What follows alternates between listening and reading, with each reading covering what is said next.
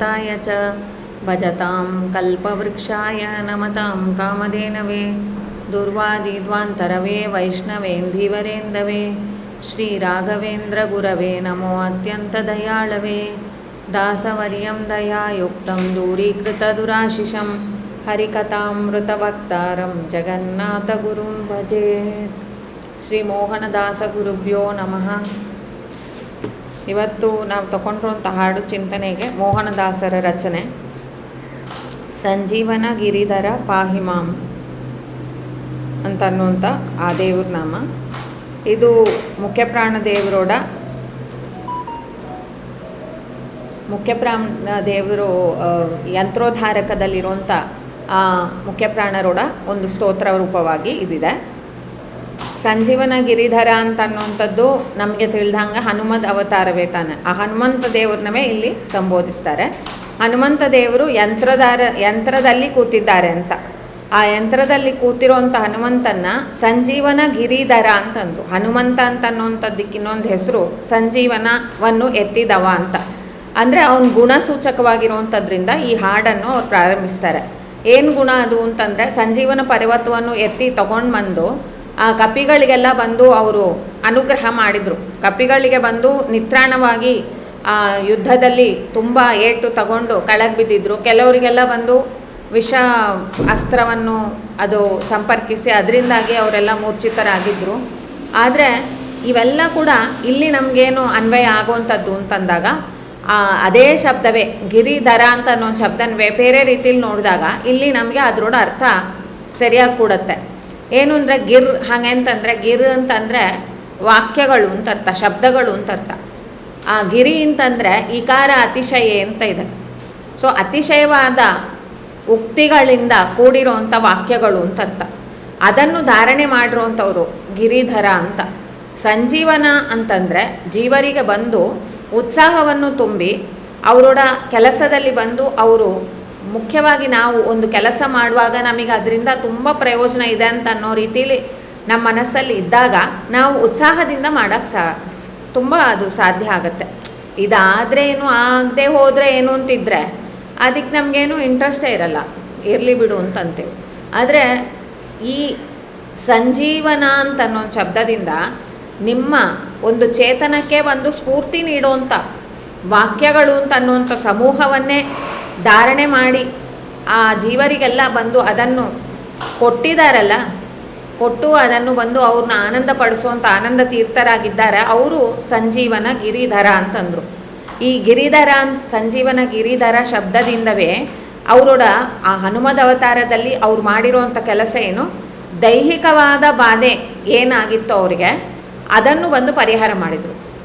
ಈಗ ಶಬ್ದದ ಮೂಲವಾಗಿ ಅವ್ರು ಏನನ್ನು ಮಾಡ್ತಾರೆ ಅಂದರೆ, ಆ ಜೀವನಿಗೆ ಬಂದು ಇರೋಂಥ ಮನಸ್ಸಲ್ಲಿರೋಂಥ ನಿತ್ರಾಣ, ಮನಸ್ಸಲ್ಲಿ ತನ್ನ ಒಂದು ಸಾಧನೆಯಲ್ಲಿ ತಾನು ತೊಡಗಬೇಕು ಅಂತ ಅನ್ನೋಂಥ ಒಂದು ಚೇತನವೇ ಅಂದರೆ ಒಂದು ಸ್ಫೂರ್ತಿ ಇಲ್ಲದೆ ಇರೋಂಥ ಸಮಯದಲ್ಲಿ ಈ ಶಬ್ದಗಳು ಅಂತ ಅನ್ನೋಂಥದ್ದನ್ನ ಆಚಾರ್ಯರು ತೊಗೊಂಡು ಬಂದರು ಅಂತಾರೆ. ಇದು ನಿಜವಾಗಿಯೂ ಕೂಡ ಆಚಾರ್ಯರೋಡ ಒಂದು ಕಾಲದಲ್ಲಿ ಈ ಒಂದು ಪರಿಸ್ಥಿತಿ ನಮ್ಮ ದೇಶದಲ್ಲಿ ಇತ್ತು ಅಂತಾರೆ. ಯಾರಿಗೂ ಕೂಡ ನಾವು ಮಾಡಿದರೆ ಏನು ಮಾಡದೇ ಇದ್ದರೆ ಏನು ಅಂತ ಅನ್ನೋಂಥ ಒಂದು ಮನಸ್ಥಿತಿ ಆಗೋಗಿತ್ತು. ಯಾಕೆ ಅಂತಂದರೆ ಈ ಜೀವ ಅಂತ ಅನ್ನೋಂಥದ್ದು ಅದಕ್ಕೇನು ಅಸ್ತಿತ್ವವೇ ಇಲ್ಲ. ಅದು ಒಂದು ಅಜ್ಞಾನದಿಂದ ಅದು ಆಗಿದೆ. ಯಾವಾಗ ಜ್ಞಾನ ಬರುತ್ತೋ ಅದು ಬಂದು ಇಲ್ಲಂಗೆ ಹೋಗೋದು, ಪ್ರಪಂಚವೇ ಬಂದು ಮಿಥ್ಯ, ಇಂಥ ಚಿಂತನೆಗಳು ತಾನೇ ಅವಾಗಿತ್ತು. ಹಾಗಾಗಿ ಅದನ್ನು ಬಂದು ಹೇಗೆ ಅದರಿದ್ರೆ ನಮಗೆ ಮಾಡಿದರೆ ಏನು ಮಾಡದೇ ಇದ್ದರೆ ಏನು ಅಂತ ಅನ್ನೋಂಥ ಮನಸ್ಸು ಸ್ಥಿತಿ ಆಗುತ್ತೆ. ನಾವು ಮಾಡದೇ ಇದ್ದರೂ ಕೂಡ ನಿರ್ಮೂಲನೆ ಆಗ್ತೀವಿ, ಮಾಡಿದ್ರೂ ನಿರ್ಮೂಲ ಆಗ್ತೀರಿ, ಏನೂ ಪ್ರಾಬ್ಲಮ್ ಇಲ್ಲ ಅಂತಂದರೆ ಮತ್ತು ಯಾಕೆ ಮಾಡಬೇಕು ಯಾರಾದರೂ. ಹಾಗೆ ಇಲ್ಲಿ ಬಂದು ತಿಳ್ಕೊಂಡು ಮಾಡಬೇಕು ಅಂತ ಅನ್ನೋಂಥ ಒಂದು ಏನು ನಮಗೆ ಅಂದರೆ ಆ ಪ್ರಪಂಚದ ಒಂದು ಸ್ಥಿತಿ ಏನು, ಅಜ್ಞಾನ ಅಂತಂದರೆ ಏನು, ಇದೆಲ್ಲ ಬಂದು ಅವ್ರು ಕೊಟ್ಟಿರುವಂಥ ಉತ್ಕೃಷ್ಟವಾದ ವಾಕ್ಯಗಳು. ಧಾರಣೆ ಮಾಡಿದ್ದಾರೆ ಅಂದರೆ ಏನು, ಅದನ್ನು ಯಾರಿಗೆ ಧಾರಣೆ ಮಾಡೋಕ್ಕೆ ಸಾಧ್ಯ ಉಂಟು ಅವರು ಬೇರೆಯವ್ರಿಗೆ ರಕ್ಷಣೆ ಮಾಡೋಕ್ಕೆ ಸಾಧ್ಯ ಉಂಟು. ಹೇಗೆ ಪರಮಾತ್ಮನ ಬಂದು ಗೋವರ್ಧನ ಗಿರಿಧಾರಿ ಅಂತಂತೇವೆ. ಯಾಕೆಂದರೆ ಅವನು ಆ ಗೋವರ್ಧನ ಪರ್ವತವನ್ನು ಎತ್ತಿ ಹಿಡಿದು ಆ ಎಲ್ಲ ಅಲ್ಲಿ ಆಶ್ರಯ ಪಡೆದವರಿಗೆಲ್ಲ ಹಸಿ ತ್ರಿಷೆಗಳಿಲ್ಲದೇನೆ ಆರಾಮವಾಗಿ 7 ದಿವಸವನ್ನು ಸಾಗಿಸಿದ. ಆ ಥರ ಈ ಶಬ್ದಗಳನ್ನು ಎತ್ತಿ ಹಿಡಿದ ಆಚಾರ್ಯರು ಜನರು ಯಾರು ಅವರೋಡ ಆಶ್ರಯದಲ್ಲಿ ಬರ್ತಾರೆಯೋ ಅವ್ರಿಗೆ ಬಂದು ಆ ಜ್ಞಾನವನ್ನು ಕೊಟ್ಟು ಅಜ್ಞಾನವನ್ನು ನಾಶನ ಮಾಡ್ತಾರೆ. ಅವ್ರು ಅಂತಾರೆ ಅವರೋಡ ಈ ಉತ್ಕೃಷ್ಟವಾದ ಶಬ್ದಗಳ ಬಗ್ಗೆ ನಾವು ಒಂದು ಸ್ವಲ್ಪ ನೋಡಬೇಕು ಅಂತ. ಗಿರಿಧರ ಅಂತ ಅನ್ನೊಂದು ಶಬ್ದನ ನಾವು ಹೀಗೆ ಅರ್ಥ ಮಾಡಿದ್ದೇವಲ್ಲ, ಸಂಜೀವನ ಅಂತಂದರೆ ನಮ್ಮನ್ನು ಪುನರ್ ಉಜ್ಜೀವನ ಮಾಡುವಂಥ ಶಬ್ದಗಳನ್ನು ಧಾರಣೆ ಮಾಡಿರೋವಂಥವ್ರು ಅಂತಂದಾಗ ಅವ್ರೇನು ಶಬ್ದಗಳನ್ನು ಕೊಟ್ಟರು ಅಂತನ್ನುವಾಗ ಅವರೋಡ ದ್ವಾದಶ ಸ್ತೋತ್ರದಲ್ಲಿರುವಂಥ ಎರಡನ್ನು ನಾನು ತಗೊಂಡಿದ್ದೀನಿ ಹೇಳೋದಕ್ಕೆ. ಒಂದೇನು ಅಂತಂದರೆ ಈ ಶ್ಲೋಕದಲ್ಲಿ ಆಚಾರ್ಯರ ಬಗ್ಗೆ ಹೇಳ್ತಾರೆ. ಅವರು ದೇವರು ಅಂತಂದರೆ ಯಾರು ಅಂತ ಅನ್ನೋದನ್ನ ನಾನು ಶಪಥ ಮಾಡಿ ಹೇಳ್ತಾನೆ ಅಂತಾರೆ. ಎರಡು ತೋಳ್ಗಳನ್ನು ಕೂಡ ನಾನು ಎತ್ತಿ ಹಿಡಿದು ಆಡುವೆನು, ಆಣೆ ಇಟ್ಟು ಆಡುವೆನು ಅಂತಾರೆ. ಆಲಿಸಿರಿ ನನ್ನ ನಲ್ನುಡಿಯ, ಈ ನನ್ನ ನಲ್ನುಡಿಯನ್ನು ಆಲಿಸಿರಿ. ಏನು ಅಂದರೆ ಹರಿಯಿಂದ ಉತ್ತಮನೂ ಇಲ್ಲ, ಹರಿಗೆ ಸಮನೂ ಇಲ್ಲ, ಎಲ್ಲ ಚೇತನ ಗಣಕ್ಕೂ ಅವನೇ ಹಿರಿಯ ಅಂತಂದರು. ಇದು ಅವ್ರು ಕೊಟ್ಟಿರುವಂಥ ಗಿರಿ ಅಂತನ್ನುವಂಥ ಶಬ್ದಗಳಲ್ಲಿಯೇ ಉತ್ಕೃಷ್ಟವಾದದ್ದು ಅಂತಂದರೆ, ಯಾವುದನ್ನು ನೀವು ಆಶ್ರಯಿಸಿದರೆ, ಜನರು ಆಶ್ರಯಿಸಿದೆ ಅವ್ರಿಗೆ ಉತ್ತಮ ಗತಿ ಸಿಕ್ಕೋದು ಅಂಥದ್ದು ಅಂತಂದರು. ಅದಕ್ಕೆ ಅವ್ರು ಅಂದರು, ನಾನು ನನ್ನ ಎರಡು ತೋಳುಗಳನ್ನು ಎತ್ತಿ ಶಪಥ ಮಾಡಿ ನುಡಿವೆ ಅಂತಾರೆ. ಈ ಶಪಥವನ್ನು ಯಾರು ಮಾಡೋರು? ಶಪಥ ಮಾಡಿದರೆ ಅದು ಸತ್ಯವಾಗಿರೋದಕ್ಕೆ ಮಾತ್ರ ಶಪಥ ಮಾಡಬೇಕು ಅಂತ ಶಪಥ ಮಾಡಿ ನಾನು ನುಡಿವೆ ಅಂತಾರೆ. ಈ ಲೋಕದಲ್ಲಿ ಬಂದು ಹರಿಗಿಂತ ಉತ್ತಮ ಯಾರೂ ಇಲ್ಲ ಅಂತಂದರು. ಆಲಿಸಿರಿ ಈ ನನ್ನ ನಲ್ನುಡಿಯ ಅಂತ. ಇದು ನಲ್ನುಡಿ. ಯಾಕೆ ಇದು ನಲ್ನುಡಿ? ಯಾವುದು ನಿಮಗೆ ಒಳಿತನ್ನು ತಂದು ಕೊಡೋದು ಅಂಥ ನಲ್ನುಡಿ ಇದು ಅಂತಂದರು. ಒಳ್ಳೆ ನುಡಿ ಇದು, ಕೇಳೋವ್ರನ್ನ ಪವಿತ್ರ ಮಾಡೋವಂಥ ನುಡಿಯಾಗಿದೆ. ಇಂಥ ನಲ್ನುಡಿಯನ್ನು ಆಲಿಸಿರಿ, ಕಿವಿಯಿಂದ ಕೇಳ್ಕೊಂಡು ಆಚರಣೆಗೆ ತನ್ನಿ ಅಂತಂದರು. ಹರಿ ಅಂತಂದರೆ ಯಾರು? ಅದನ್ನು ಅವರು ಗೀತಾ ಭಾಷ್ಯದಲ್ಲಿ ಹೇಳ್ತಾರೆ, ಹರಿಯೇವ ಕರ್ತ ಅಂತ. ಹರಿ ಅಂದರೆ ಯಾರೋ ಗೊತ್ತಿಲ್ಲ ಅಂತ ಅನ್ನೋದಿಲ್ಲ. ಹರಿ ಅಂದರೆ ನಿಮ್ಮ ಬಿಂಬರೂಪ ಅಂದರು. ಒಳಗಿದ್ದು ಮಾಡಿಸೋಂಥವನೇ ಹರಿ.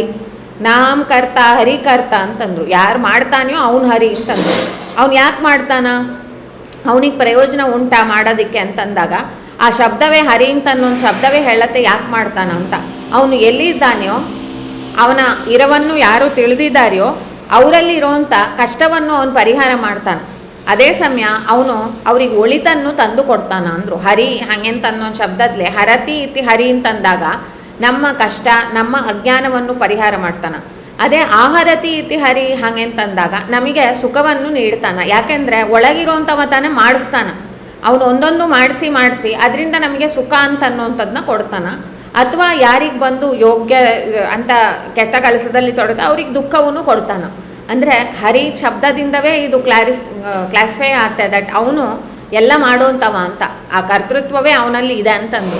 ಇಂಥ ಕರ್ತೃತ್ವ ಉಳ್ಳ ಪರಮಾತ್ಮನ ನಾವು ತಿಳಿಬೇಕು ಹಾಗೆಂತ ಅನ್ನೋಂಥದ್ದಾನೆ ಇಲ್ಲಿ ಆಲಿಸಿರಿ ಈ ನನ್ನ ನಲ್ನುಡಿಯ ಅಂತಂದು. ಕೇಳಿ ತಿಳ್ಕೊಳ್ರಿ ಅಂತಾರೆ. ಆ ಒಂದು ಒಳ್ಳೆ ನುಡಿಯನ್ನು ತಿಳ್ಕೊಳ್ರಿ ಹಾಗೆ ಅಂತ. ಆವಾಗ ಈಗ ನಾವು ಯಾಕೆ ಇದನ್ನೆಲ್ಲ ತಿಳಿಬೇಕು ಹಾಗೆ ಅಂತ ಅನ್ನೋಂಥ ಪ್ರಶ್ನೆ ನಮಗಿರುತ್ತೆ. ಅದಕ್ಕೆ ಆಚಾರ್ಯರು ಹೇಳ್ತಾರೆ, ಲೋಕದಲ್ಲಿ ಬಂದು ಇವಾಗ ಎಲ್ಲರಿಗೂ ಅಜ್ಞಾನ ಅಂತ ಅನ್ನೋಂಥದ್ದು ಇದೆ.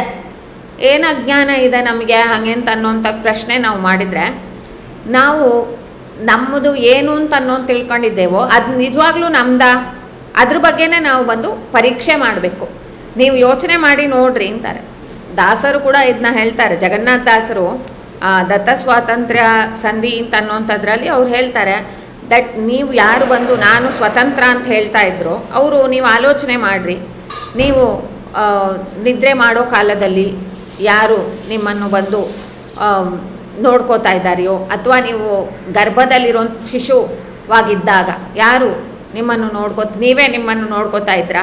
ನೀವು ಯಾವುದಾದ್ರೂ ಅಪೇಕ್ಷೆ ಪಟ್ರ ನಾನು ಇಲ್ಲಿ ಬರಬೇಕು ಅಂತ ಅದೆಲ್ಲ ಹೇಳ್ತಾರೆ. ಇಲ್ಲಿ ಆ ಒಂದು ಶಬ್ದ ಏನು ಅಂದರೆ, ಪ್ರಾಯ ಧನಮದದಿಂದ ಜನರಿಗೆ ನಾಯಕ ಪ್ರಭುವೆಂಬಿ ಪೂರ್ವದಿ ತಾಯಿ ಪೊಟ್ಟೆಯೊಳಿರಲು ಪ್ರಭುವೆಂದೇಕೆ ಕರೆಯಲ್ಲರೇ. ಇವಾಗ ನೀನು ಪ್ರಾಯ ಅಂತಂದರೆ ಒಳ್ಳೆ ಯಂಗ್ ಏಜ್ ಇದೆ, ಒಳ್ಳೆ ಪುಷ್ಟಿಯಾದ ದೇಹ ಇದೆ, ಎಲ್ಲರೂ ಕೂಡ ನನಗಿಂತ ಅಸಮರ್ಥರು, ನಾನೇ ಸಮರ್ಥ ಅಂತ ಅನ್ನೋಂಥ ಮನಸ್ಸಿದೆ. ಅದಕ್ಕೆ ಧನ ಮದದಿಂದ ಅಂತಂದು ಪ್ರಾಯ ಅಂತ ಅನ್ನೋಂಥದ್ದು ಇದ್ದರೆ ಸಾಕು, ಧನನೂ ಜೊತೇಲಿ ಸೇರಿಬಿಟ್ರೆ ಒಳ್ಳೆ ಮದನೇ ಬಂದ್ಬಿಡುತ್ತೆ ಅಂತಾರೆ ದಾಸರು. ಅಂಥ ಜನರಿಗೆ ನಾಯಕ ನಾನು ಅಂತ ಅನ್ನೋಂಥ ಒಂದು ಭಾವನೆ ಇರುತ್ತೆ. ಅಂದರೆ ಐ ಕ್ಯಾನ್ ಕಂಟ್ರೋಲ್ ಎವ್ರಿಥಿಂಗ್ ಅಂತ ಅನ್ನೋಂಥ ಭಾವನೆ ನಮಗಿರುತ್ತೆ. ಎಷ್ಟೋ ದನ ಇದ್ದರೆ ನಮಗೆ ಹಂಗಿರುತ್ತೆ, ನಾನು ಇದನ್ನು ತಪ್ಪಿಸ್ಕೊಳ್ಬೋದು, ಅದು ಮಾಡ್ಬೋದು, ನನಗೇನಿಷ್ಟವೋ ಅದನ್ನ ನಾನು ತಂದುಕೊಳ್ಬೋದು, ಇಂಥದ್ದೆಲ್ಲ ನಮಗಿದೆ. ಅದನ್ನ ನಾಯಕತ್ವ ಅಂತಂತೇವೆ. ಅಂದರೆ ನಾವು ಹೇಳ್ದಂಗೆ ನಡಿಬೇಕು ಅಂತ ಆ ಭಾವನೆ ನಮಗೆ ಬಂದಿರುತ್ತೆ. ಆದರೆ ನೀವು ಒಂದ್ಸಲಿ ಕೂತ್ಕೊಂಡು ಯೋಚನೆ ಮಾಡಿರಿ ಅಂತಾರೆ. ಪೂರ್ವದಿ ತಾಯಿ ಹೊಟ್ಟೆಯೊಳು ಇರಲು, ಹಿಂದೆ ನೀವು ತಾಯಿ ಹೊಟ್ಟೆಯಿಂದ ತಾನು ಹುಟ್ಟಿ ಬಂದಿದ್ರಿ. ಇವಾಗಿರೋಂಥ ಮಕ್ಕಳನ್ನ ನೋಡ್ತೇವೆ, ಗರ್ಭಿಣಿ ಸ್ತ್ರೀಯರನ್ನ ನೋಡ್ತೇವೆ, ಅವರಿಂದ ತಾನು ಮಗು ಹುಟ್ಟತ್ತೆ. ನಾವು ಕೂಡ ಒಂದೊಮ್ಮೆ ಈ ಥರನೇ ಒಂದು ಗರ್ಭಿಣಿ ಸ್ತ್ರೀ ಹೊಟ್ಟೆ ಒಳಗೆ ಇದ್ದು ಬಂದವರು. ಅವಾಗ ನೀವು ಪ್ರಭು ಅಂತ ಯಾರೂ ಕರೆಯಲ್ಲ. ನಿನಗೇನಾದರೂ ಊಟ ಮಾಡಬೇಕು ಅಂತಿದ್ರೆ ಅದನ್ನವೇ ತಾಯಿ ಊಟ ಮಾಡ್ತಿದ್ಲ. ಇಲ್ಲ ನಾನು ನಿದ್ರೆ ಮಾಡಬೇಕು ಅಂತಂತ ಏನು ನಿನ್ಗೆ ಬೇಕು ಅಂತ ಅನ್ನೋದೇ ನಿನಗೆ ಗೊತ್ತಿರಲಿಲ್ಲ. ಅದು ನಿನ್ನ ಪ್ರಭುವು ಹಾಗೆ ಅಂತ ಅನ್ನೋಂಥದ್ದು ಯಾವ ರೀತಿಲಿ ಅದು ಸರಿ ಹೋಗೋದು ಅಂತಾರೆ ಆ ಕಾಲದಲ್ಲಿ. ಅಂದರೆ ಪ್ರಭುತ್ವ ಅಂತಂದರೆ ಏನು, ಅದು ಬಂದು ಯಾವಾಗಲೂ ಸಿದ್ಧವಾಗಿರಬೇಕು. ಒಂದು ಸಲ ಇದೆ ಇನ್ನೊಂದು ಸಲ ಇಲ್ಲ ಅಂತಂದರೆ ಅದು ಪ್ರಭುತ್ವ ಆಗೋದಿಲ್ಲ. ಪ್ರಭು ಅಂತ ಅನ್ನೋಂದು ಶಬ್ದದಿಂದ ಆಗೋದಿಲ್ಲ. ಯಾಕೆಂದರೆ ಭೂತಿ ಅಂದರೆ ಉನ್ನತಿಕೆ, ಪ್ರಭು ಅಂತಂದರೆ ಪ್ರಕೃಷ್ಟವಾದ ಉನ್ನತಿಕೆ. ಯಾರಿಗೆ ಬಂದು ತುಂಬ ಉನ್ನತಿಕೆ ಇದೆಯೋ ಅವರು ಶ್ರೇಷ್ಠವಾದ ಉನ್ನತಿಕೆ ಉಳ್ಳವರು ಅಂತ. ಪ್ರಭು ಅಂತ ನಿನ್ನನ್ನು ಯಾರು ಕರೀತಾರೆ? ನೀನು ಹೊಟ್ಟೆಯಲ್ಲಿದ್ದಾಗ ಅಂತ ಕೇಳ್ತಾರೆ. ಅದೇ ಸಮಯ ಕಾಯ ನಿನ್ನನ್ನು ಬಿಟ್ಟು ಹೋಗಲು ರಾಯ ನೀನೆಂಬುವ ಪ್ರಭುತ್ವ ಪಲಾಯನವಾಯ್ದಿತ್ತು, ಸಮೀಪದಲ್ಲಿದ್ದರೆ ಅದ ತೋರು ಅಂತಾರೆ. ನಿನ್ನ ಹತ್ರವೇ ಪ್ರಭುತ್ವ ಇದೆ ಅಂತ ಇಟ್ಕೊಳ್ಳೋಣ. ಹಾಗಿದ್ರೆ ನೀನು ಈ ಕಾಯವನ್ನು ಬಂದು ನಿನ್ನನ್ನು ತ್ಯಾಗ ಮಾಡೋಂಥವಂಗೆ ಮಾಡ್ತಾರೆ. ಯಾರು ಮಾಡ್ತಾರೆ, ಏನು ಮಾಡ್ತಾರೆ ಅದೆಲ್ಲ ನಮಗೆ ಗೊತ್ತಿಲ್ಲ. ಆದರೆ ದೇಹ ತ್ಯಾಗ ಮಾಡ್ಕೊಂಡು ಹೋಗ್ತಾ ಇರ್ತಾರೆ ಜನರು. ಅದನ್ನು ನೋಡು, ನೀನು ರಾಯ ಅಂತ ಅನ್ನೋಂಥ ಯಾವುದಾವ್ದು ರಾಜ ಇದ್ದಾನ, ಸ್ವಾಮಿಯಾಗಿರೋಂಥವನೇ ಇರ್ತಾನ, ಆದರೆ ಅವನಿಗೂ ಕೂಡ ದೇಹ ಅಂತ ಅನ್ನೋದು ಹಾನಿ ಆಗತ್ತಲ್ಲ. ಅವನೋಡ ಪ್ರಭುತ್ವ ಎಲ್ಲಿ ಹೋಯಿತು? ಅವನು ನಾನೇ ನಿಯಾಮಕ, ನನಗೆ ಗೊತ್ತು, ನಾನೇ ಮಾಡ್ತೀನಿ ಅಂತಂದರೆ ಅವನಿಗೆ ಅಸಾಧ್ಯ ಆಗ್ತಾ ಇದೆಯಾ? ದೇಹವನ್ನು ತಾನೇ ಇರಿಸ್ಕೊಳ್ಬೇಕು ಅಂತಂದಾಗ ಕೂಡ ಅವನಿಗೆ ಇರಿಸ್ಕೊಳ್ಳೋಕ್ಕಾಗಲ್ಲ. ಪಲಾಯನ ವೈದಿತು ಅಂತಂದರೆ ಇವನು ಹೇಳಿರೋಂಥ ಈ ಮಾತು ನಾನು ಪ್ರಭು ಅಂತ ಅನ್ನೋಂಥದ್ದು ಹೋಯ್ತಲ್ಲ ಅಂದರು. ಒಂದು ಮಾತನ್ನು ಇಟ್ಟರೆ ಆ ಮಾತು ಯಾವಾಗಲೂ ಸತ್ಯವಾಗಿರಬೇಕಾ? ನಾನು ಪ್ರಭು ಹಾಗೆ ಅಂತ ಹೇಳಿದ ಮೇಲೆ ಅದು ನಾನು ಪ್ರಭುವಾಗೇ ಇರಬೇಕು ಅಂತ ಪ್ರಭುತ್ವ ನಮಗಿದೆಯಾ? ಇಲ್ಲವಲ್ಲ ಅಂತಂದರು. ಅದಕ್ಕೆ ಅದು ಒಂದು ತಿಳ್ಕೊಳ್ಬೇಕು ಅಂದರು.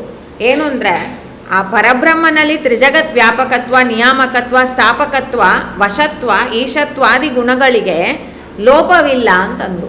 ಏಕಪ್ರಕಾರವಾಗಿ ಇದೆ ಅವನ ಹತ್ರ ಮಾತ್ರ. ಈ ಎಲ್ಲ ಗುಣಗಳು ಏನಿದೆ ಇದೆ ಪ್ರಭುತ್ವ ಅಂತ ಅನ್ನೋಂಥದ್ದು ಸರ್ವಕಾಲದಲ್ಲಿಯೂ ಇದೆ. ಅದಕ್ಕೆ ಲೋಪವೇ ಇಲ್ಲ ಅಂದರು. ಲೋಪ ಅಂದರೆ ಯಾವತ್ತೂ ಕೂಡ ಅದು ಕಡಿಮೆ ಆಗೋದಿಲ್ಲ, ಇನ್ನೊಬ್ಬರು ಅದನ್ನ ಕಸಿದುಕೊಳ್ಳೋದಿಲ್ಲ. ಅವರಿಗೆ ಎಲ್ಲರ ಮೇಲೆಯೂ ನಿಯಂತ್ರಣ ಇದ್ದೇ ಇರುತ್ತೆ ಅಂತಂದರು. ಆದರೆ ಅದು ಯಾಕೆಂದರೆ ಅವನ ಹತ್ರ ಅದು ಸ್ವರೂಪ ಅಂದರು. ಸ್ವರೂಪವೆನಿಸುವವು ಅಂತಾರೆ. ಅದು ಸ್ವರೂಪ ಅವನಿಗೆ, ಅದು ರೂಪವೇ ಅವನದು ಅದೇ ತಾನೆ ಅಂದರು. ಗುಣ ಅಂತ ಅನ್ನೋಂಥದ್ದು ಅದೇನೋ ಅದರಿಂದ ಭಿನ್ನವಾಗಿಲ್ಲ. ಈಗ ನಾವೊಂದು ರೋಜಾ ಹೂವು ಅದು ಒಂದು ಒಳ್ಳೆ ಕೆಂಪು ಬಣ್ಣದಲ್ಲಿ ಇದೆ ಅಂತಂದರೆ ಆ ರೋಸ್ಗೆ ಮತ್ತು ಆ ಬಣ್ಣಕ್ಕೇನೋ ಒಂದು ನಾವು ಬೇರೆ ಸಪ್ರೇಟಾಗಿ ಅದನ್ನ ನೋಡೋಕ್ಕಾಗಲ್ಲ. ಕೆಂಪು ಬಣ್ಣದ ರೋಜಾ ಅಂತಂತೇವೆ. ಕೆಂಪು ಬಣ್ಣದ ರೋಸಲ್ಲಿ ಇರುವಂಥ ಒಂದೊಳ್ಳೆ ಪರಿಮಳ, ಇವೆಲ್ಲ ಸೇರಿ ತನ ರೋಜಾ ಆಯಿತು. ಅಂದರೆ ಅದರಲ್ಲಿರುವಂಥ ಸ್ವರೂಪವಾಗಿರುವಂಥದ್ದು ಅದನ್ನ ನೀವು ಬೇರ್ಪಡಿಸಿದ್ರೆ ಅದು ಆ ರೋಸಂತವೇ ಅನಿಸೋದಿಲ್ಲ. ಅದು ಆ ಥರ ಆ ಸುವಾಸನೆ ಬರಬೇಕು, ಆ ಮೃದುತ್ವ ಇರಬೇಕು, ಇವೆಲ್ಲ ಇರಬೇಕು. ಪರಮಾತ್ಮ ಅಂತ ಅನ್ನೋಂಥ ಸ್ವರೂಪ ಹೇಗಿದೆ ಅಂದರೆ ಸ್ವರೂಪತಃವೇ ಅವನಿಗೆ ಪರಬ್ರಹ್ಮ ಅಂತ ಅನ್ನೋಂಥ ಈ ಪರಮಾತ್ಮನಿಗೆ ಯಾವಾಗಲೂ ಕೂಡ ತ್ರಿಜಗತ್ತಲ್ಲಿ ವ್ಯಾಪಕತ್ವ ಇದೆ, ನಿಯಾಮಕತ್ವ ಇದೆ, ಸ್ಥಾಪಕತ್ವ ಇದೆ ಅಂತಾರೆ. ಈ ಸರ್ವಕಾಲದಲ್ಲಿ ಇದೆ. ಕೋಪುವಲ್ಲವು ಅಂತಂದು ಇದು ಯಾವತ್ತೂ ಹೋಗ್ಲಾರ್ದು. ಜೀವರಿಗೆ ಬಂದು ದಾಸತ್ವ ಹೇಗೆ ಯಾವಾಗಲೂ ಇರತ್ತೋ ಹಾಗೆ ಅಂತಂದುಬಿಟ್ರು ಜಗನ್ನಾಥ ದಾಸರು. ಸೊ ಈ ಪರಮಾತ್ಮನ ಬಗ್ಗೆ ತಿಳಿಯೋಂಥದ್ರಿಂದ ಜೀವನಿಗೇನು ಅಂದರೆ ಅವನೋಡ ಅಜ್ಞಾನ ಅಂತ ಅನ್ನೋದು ನಿವೃತ್ತಿ ಆಗತ್ತೆ ಅಂತಂದರು. ಇಲ್ಲ ಅಜ್ಞಾನ ಅಂತ ಅನ್ನೋಂಥದ್ದು ಯಾವುದರಿಂದ ಬರುತ್ತೆ? ಇದು ಕೂಡ ಆಚಾರ್ಯರ ಮಾತು. ಅದಕ್ಕೆ ನಾನು ಇಲ್ಲಿ ತಗೊಂಡಿರೋದು ಗಿರಿಧರ ಅಂತ ಅನ್ನೋ ಶಬ್ದದಿಂದ ಇಲ್ಲಿ ಇದನ್ನ ಸೇರಿಸ್ಕೊಳ್ತೇವೆ. ಗಿರಿ ಅಂತಂದರೆ ಉತ್ಕೃಷ್ಟವಾದ ಶಬ್ದಗಳನ್ನು ಧಾರಣೆ ಮಾಡಿದವರು ಅಂತಂದರು. ಗಿರಿಧರ ಅದು ಉತ್ಕೃಷ್ಟತೆ ಅಂತ ಅನ್ನೋಂಥದ್ದು ಯಾರು ಅದನ್ನು ಆಶ್ರಯಿಸ್ತಾರೆಯೋ ಅವರಿಗೆ ಸಂಜೀವಯತಿ, ಅವ್ರಿಗೆ ಬಂದು ತನ್ನ ಜೀವನದಲ್ಲಿ ನಾನು ಒಂದನ್ನು ಸಾಧಿಸ್ಕೊಳ್ಬೇಕು ಅಂತ ಅನ್ನೋಂಥ ಸ್ಫೂರ್ತಿ ಅವರಿಗೆ ಇರುತ್ತೆ. ಆ ಸ್ಫೂರ್ತಿಯನ್ನು ಕೊಡೋಂಥ ವಾಕ್ಯಗಳನ್ನು ಧಾರಣೆ ಮಾಡಿದ ಮುಖ್ಯ ಪ್ರಾಣರು ಅಂತಂದು ಇಲ್ಲಿ ನಾವು ಸ್ತೋತ್ರ ಮಾಡ್ತೇವೆ. ಅಲ್ಲಿ ದ್ವಾದಶ ಸ್ತೋತ್ರದಲ್ಲಿ ಅವ್ರು ಹೇಳ್ತಾರೆ ಯಾಕೆ ಅಜ್ಞಾನ ಇದೆ ಅಂತ, ಯಾರಿಂದ ಅಜ್ಞಾನ ಇದೆ ಅಂತ. ಈಗ ಅಜ್ಞಾನ ಅಂತ ಅನ್ನೋಂಥದ್ರ ಬಗ್ಗೆ ಏನು, ಅದು ಒಂದು ಸತ್ಯವಾದದ್ದ ಇಲ್ಲ ಅದು ಒಂದು ಮಿಥ್ಯಾವಾದದ್ದ ಅಂತ. ಅಂದರೆ ಇದೆಯಾ ಇಲ್ಲ ಬಂದು ಅದು ಬರೀ ಹೇಳ್ತಾರಲ್ಲ ಅಷ್ಟೇ, ಹಾಗೆಂತಿಲ್ಲ. ಅಂದರೆ ಯಾವುದನ್ನು ಬಂದು ಒಂದು ಇರುವಿಕೆ ಅಂತ ಅನ್ನೋಂಥದ್ದು ಇದೆ ಅಂತ ನಾನು ಅವತ್ತೊಂದು ದಿವಸ ಅದ್ರ ಬಗ್ಗೆ ಹೇಳಿದೆ. ಅಂದರೆ ಯಾವುದೋ ಒಂದು ಸತ್ಯವಾಗಿದೆ ಅಂತಂದರೆ ಅದರಲ್ಲಿ ಬಂದು ಏನಿರಬೇಕು ಹಾಗೆ ಅಂತಂದರೆ ಅದು ಅನಾರೋಪಿತವಾಗಿರಬೇಕು ಅಂತಂದರೆ, ಅದೇ ಥರ ಅದಕ್ಕೆ ಬಂದು ಅಬಾಧ್ಯತ್ವ ಇರಬೇಕು ದೇಶಕಾಲದಲ್ಲಿ, ಅಂದರೆ ಅದು ಇರಬೇಕು. ಅದು ಮಾತ್ರ ಅಲ್ಲ, ಅದು ಬಂದು ಒಂದು ಪ್ರಯೋಜನಕ್ಕೆ ಕಾರಣವಾಗಿರಬೇಕು ಅಂತಂದೇವೆ. ಇದೆಲ್ಲ ಬಂದು ಸತ್ಯವಾದ ಜಗತ್ತಿಗೆ ನಾವು ಕೊಟ್ಟಿರೋಂಥ ಅರ್ಥ. ಈ ಸತ್ಯವಾದ ಜಗತ್ತು ಅಂತ ಅನ್ನೋಂಥದ್ರಲ್ಲಿ ಇರುವಂಥ ಜೀವನಿಗೆ ಅಜ್ಞಾನ ಅಂತ ಅನ್ನೋಂಥದ್ದು ಇದೆ. ಆ ಅಜ್ಞಾನದ ಬಗ್ಗೆ ಹೇಳ್ತಾರೆ. ಈ ಅಜ್ಞಾನ ಬಂದು ದೇವರ ಇಚ್ಛೆಯಿಂದವೇ ಇದೆ ಅಂತ ಇದನ್ನು ಆಚಾರ್ಯರು ಹೇಳ್ತಾರೆ. ಇದು ಉಪನಿಷತ್ಲಿ ಬಂದಿರೋಂಥ ಮಾತೆ. ಉಪನಿಷತ್ಲಿ ಹೇಳ್ತಾರೆ, ಯಾವುದರಿಂದ ಅಜ್ಞಾನ ಜೀವನಿಗೆ ಬಂತು ಅಂತ ಒಂದು ಪ್ರಶ್ನೆ ಬರುತ್ತೆ. ಆವಾಗ ಅವರು ಕರ್ಮದಿಂದ ಬಂತಾ, ಇಲ್ಲ ಕಾಲದಿಂದ ಬಂತಾ, ಇಲ್ಲ ಗುಣದಿಂದ ಬಂತಾ, ಇದು ಯಾವುದರಿಂದ ಬಂತು ಅಂತ ಪ್ರಶ್ನೆ ಮಾಡ್ತಾರೆ. ಕರ್ಮವೋ, ಕಾಲವೋ, ಗುಣವೋ ಹಾಗೆ ಅಂತ. ಆವಾಗ ಎಲ್ಲ ಪ್ರಶ್ನೆಗಳನ್ನು ಉತ್ತರ ತುಂಬ ಆಳದಿಂದ ಚಿಂತನೆ ಮಾಡುವಂಥ ಋಷಿಗಳೋಡ ಉತ್ತರವನ್ನು ಆಚಾರ್ಯ ಮಧ್ವರು ಕೂಡ ದ್ವಾದಶ ಸ್ತೋತ್ರದಲ್ಲಿ ಕೊಟ್ಟರು. ನಚ ಕರ್ಮ ವಿಮಾಮಲ ಕಾಲ ಗುಣ ಪ್ರಭೃತೀಶ ಮಚಿತ್ತನು ತದ್ವಿಯತಃ ಅಂತ. ಅಂದರೆ ಏನು ಫೈನಲ್ ಆಗಿ ನಾವು ತಿಳಿಬೇಕು ಅಜ್ಞಾನದ ಬಗ್ಗೆ, ನಮಗೆ ಬಂದು ಈ ಬಂಧಕ ಅಂತ ಅನ್ನೋಂಥ ಶಕ್ತಿಯಾಗಿರುವಂಥ ಅಜ್ಞಾನದ ಬಗ್ಗೆ ಏನು ತಿಳಿಬೇಕು ಅಂದರೆ ಅದು ಪರಮಾತ್ಮನ ಇಚ್ಛೆ ಅಂತ ತಿಳಿಬೇಕು ಅಂದರು. ಆ ಪರಮಾತ್ಮನ ಇಚ್ಛೆಯೇ ತಾನೇ ಈ ಕರ್ಮ ಅಜ್ಞಾನ ಕಾಲ ಅಂತ ಅನ್ನೋದನ್ನೆಲ್ಲ ಅದು ಪ್ರವೃತ್ತಿ ಮಾಡಿಸತ್ತೆ ಅಂತಂದರು. ಕರ್ಮ, ಅಜ್ಞಾನ, ಕಾಲ, ಗುಣ ಈ ಎಲ್ಲ ನಮಗೆ ಕಾಣಿಸೋಂಥ ಒಂದು ವಿಧಾನವಾಗಿದೆ. ಅಂದರೆ ಬಂಧಕ ಶಕ್ತಿಗಳಾಗಿದೆ. ಕರ್ಮದಿಂದ ಬಂಧನ ಅಂತೇವು, ಅಜ್ಞಾನದಿಂದ ಬಂಧನ, ಕಾಲದಿಂದ ಬಂಧನ, ಗುಣದಿಂದ ಬಂಧನ. ಈ 4 ಬಂಧಕವಾಗಿ ಇರುವಂಥ ಶಕ್ತಿಗಳಿಗೆ ಕೂಡ ಯಾಕೆ ಅವರು ಈ ಥರ ಅಂದರೆ ಅದೇ ಇವಾಗ ನಾವು ಹೇಳಿರುವಂಥ ಈ ಕರ್ಮಾದಿಗಳು ಅದೆಲ್ಲ ಜಡವಾದ ವಸ್ತುಗಳು. ಅದರಿಂದ ಹೇಗೆ ಒಬ್ಬರನ್ನು ಬಂಧಿಸೋಕ್ಕೆ ಸಾಧ್ಯ? ಅದರಿಂದ ಬಂಧಿಸೋಕ್ಕೆ ಸಾಧ್ಯ ಇಲ್ಲ ಅಂತ ಆಚಾರ್ಯರು ಹೇಳ್ತಾರೆ. ಅದು ಯಾಕೆ ಹೀಗೆ ಬಿಹೇವ್ ಮಾಡುತ್ತೆ, ಗುಣ ಹೇಗೆ ಹೀಗೆ ಬಿಹೇವ್ ಮಾಡುತ್ತೆ ಅಂತಂದಾಗ ಅದರೊಳಗೆ ಚೇತನ ಶಕ್ತಿಗಳು ಇದೆ.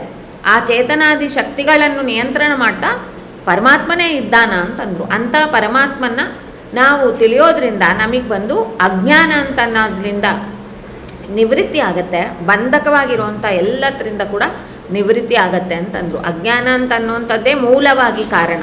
ಈ ಕರ್ಮ ಕಾಲಗುಣಗಳು ಕೂಡ ಕಾರಣವಾಗಿದೆ. ಇವೆಲ್ಲದನ್ನೂ ಕೂಡ ನಿವೃತ್ತಿ ಮಾಡಬೇಕಾದ್ರೆ ಅದಕ್ಕೆ ಬಂದು ಈ ಜ್ಞಾನ ಬೇಕು ಅಂತಂದರು. ಪರಮಾತ್ಮನ ಬಗ್ಗೆ ಜ್ಞಾನ ಬೇಕು. ಅದಕ್ಕೆ ಅವ್ರು ಅಂತಾರೆ, ಈ ನಾವು ಬಂದು ಇಂಥ ಒಂದು ಬಂಧನದಲ್ಲಿ ನಾವಿದ್ದೆವು, ಇದು ಬೇರೆ ಸತ್ಯವಾದ ಬಂಧನವಾಗಿದೆ ಅಲ್ವಾ. ಸತ್ಯವಾದ ಬಂಧನವಾಗಿದ್ದರೆ ಅದನ್ನು ಬಂದು ನಾವು ನಿರ್ಮೂಲ ಮಾಡೋದಕ್ಕೆ ಏನು ಸಾಧ್ಯ ಇಲ್ಲವಾ? ಇದ್ದೇ ಇದೆ ಅಂದರು. ಯಾವುದು ಸತ್ಯವಾಗಿ ರಿಯಲ್ ಆಗಿದೆಯೋ ಅದನ್ನು ತೆಗೆದುಹಾಕೋದಕ್ಕೆ ಏನು ಅದಕ್ಕೆ ಬೇಕಾದ ಒಂದು ಸೊಲ್ಯೂಷನ್ ಏನು ಅಂತ ನಾವು ಕಂಡುಹಿಡ್ಕೋಬೇಕಷ್ಟೇ. ಅದೇ ಯಾವುದು ಇಲ್ಲವೇ ಇಲ್ಲ, ಅದು ಬಂದು ಮಿಥ್ಯವಾಗಿದೆ ಇಂಥದ್ದೆಲ್ಲ ಹೇಳ್ರೆ ನೀವು ಮಿಥ್ಯವಾಗಿರೋದನ್ನ ಹೇಗೆ ಆಕ್ಸೆಸ್ ಮಾಡ್ತೀರಾ? ಅದನ್ನು ಹೇಗೆ ನಾವು ಬಂದು ಟ್ಯಾಕಲ್ ಮಾಡ್ತೀರಾ? ಅದೆಲ್ಲ ಮಾಡೋಕ್ಕಾಗ್ಲಾರ್ದು. ಅದೇ ತಾನೇ ಅಲ್ಲಿರುವಂಥ ಒಂದು ಅರ್ಥ ತಪ್ಪಾಗಿ ಮಾಡಿರುವಂಥದ್ದು. ಹಿಂದೆ ಇರುವಂಥ ವ್ಯಾಖ್ಯಾನಕಾರರು ಮಿಥ್ಯತ್ವ ಅಂತ ಅನ್ನೋದನ್ನ ಸ್ಥಾಪನೆ ಮಾಡೋದು. ಈ ಬಂಧಕತ್ವ ಅಂತ ಬಂಧಕ ಅಂತ ಅನ್ನೋಂಥ ಶಕ್ತಿಗಳು ಅಂತ ಅನ್ನೋಂಥದ್ದು ಏನಿದ್ರು ಕೂಡ ಆ ಶಕ್ತಿಗಳಿಗೆಲ್ಲ ಮೂಲವಾಗಿ ಪರಮಾತ್ಮನ ಇಚ್ಛೆಯೇ ಕಾರಣ ಅಂತಂದರು. ಈ ಮಿಥ್ಯ ಅಂತ ಅನ್ನುವಂಥದ್ದು ಇಲ್ಲ ಅಂತಂದರು. ಯಾಕೆಂದರೆ ಇದು ಬಂದು ಪ್ರೆಸೆಂಟೋ ಪಾಸ್ಟೋ ಇಲ್ಲ ಫ್ಯೂಚರ್ಲೋ ಬಂದು ಅದು ನಮಗೆ ಬಂದು ಇದೆ. ಅದರಿಂದ ಅದು ಬಂದು it is not negated at any time. ಅದರಲ್ಲಿ ಒಂದು ಸಮಯದಲ್ಲಿ ಸ್ವಲ್ಪ ಇಲ್ಲಂಗಿರ್ಬೋದು. ಅಂದರೆ ಕಾಲ ಅಂತ ಅನ್ನೋಂಥದ್ರಿಂದ ಏನಿತ್ತೋ ಅದು ಇವಾಗ ಇಲ್ಲ ಅಂತ ಆಗತ್ತೆ. ಆದರೆ ಅದು ಬಂದು doesn't mean that it is never existed. ಯಾವಾಗಲೂ ಒಂದು ಸೇರಿ ಇರುತ್ತೆ, ಆಮೇಲೆ ಬದಲಾವಣೆ ಆಗತ್ತೆ. ಆ ಬದಲಾವಣೆ ಅಂತ ಅನ್ನೋದೇ ಒಂದು ಮಿಥ್ಯ ಅಲ್ಲ ಅಂತ ಅನ್ನೋದನ್ನೆಲ್ಲ ಆಚಾರ್ಯ ಮಧ್ವರು ತಮ್ಮ ಭಾಷ್ಯ ಆಮೇಲೆ ವಿವೇಕ ತತ್ವ ಅಂತ ಅನ್ನೋದು ಎಷ್ಟು ಗ್ರಂಥಗಳು ಬರೆದ್ರು, ರಚನೆ ಮಾಡಿದ್ರು ಇದೆಲ್ಲ ನಮಗೆ ತಿಳಿಸಿಕೊಡೋದಕ್ಕೆ ಅಂತ.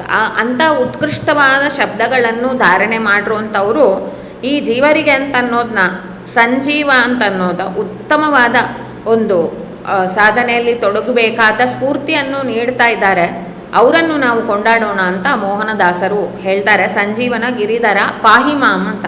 ಪಾಹಿ ಅಂತಂದರೆ ನಾನು ನಿಮ್ಮ ಹತ್ರ ಶರಣಾಗ್ತೀನಿ, ನನ್ನನ್ನು ಬಂದು ನೀನು ಉದ್ಧಾರ ಮಾಡು ಹಾಗೆ ಅಂತ ಅನ್ನುವಂಥ ಒಂದು ಶರಣಾಗತಿ ಭಾವ ಇಲ್ಲಿ ನಮಗೆ ತಿಳಿಯುತ್ತೆ. ಪಾಹಿ ಅಂತ ಅನ್ನೋ ಶಬ್ದ ಹಂಗೆ ಅರ್ಥ ಬರುತ್ತೆ. ಅವರು ಈ ರೂಪ ಯಾವುದು ಇದು ಹಾಗೆ ಅಂತ ನಮಗೆ ಸಂಶಯ ಬರಾಕಿಲ್ಲ. ಯಾಕಂದರೆ ಇಲ್ಲಿ ಹೇಳ್ತಾರೆ ಚಕ್ರತೀರ್ಥ ನಿವಾಸ ಅಂತ. ಆಂಜನೇಯದ್ದು 3 ಅವತಾರಗಳಿದೆ, ಅದು ಸರಿ.